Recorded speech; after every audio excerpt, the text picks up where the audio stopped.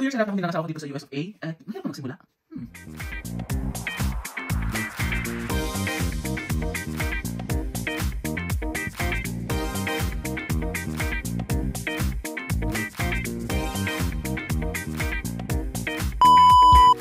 Two years and a half na kami lang asawa ko dito sa US of A at mahirap pa magsimula.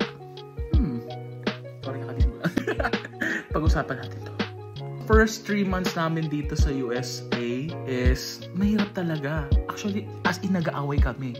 Kahit sa maliit na bagay. Hindi namin alam kung saan kami bibili ng mga gamit sa bahay, mga sopa, mga kitchenware. Nangangapa nga kami. Hindi ba kayo? Yung mga nagsimula.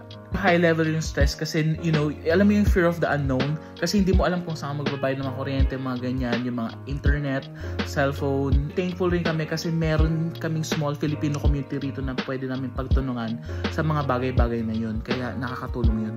Tulong sila, salamat. Shoutout kay Ate Chu.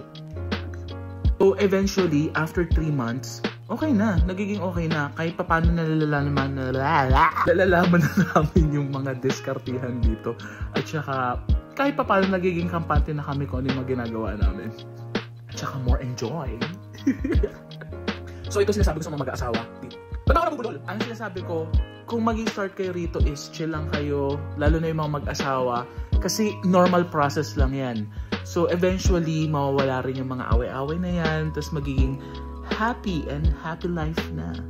If you have any question about it, pasensya na kasi sobrang brief lang yung sinabi ko is about lang naman yan sa mga experiences namin. Just don't hesitate to ask me about anything. So, peace out.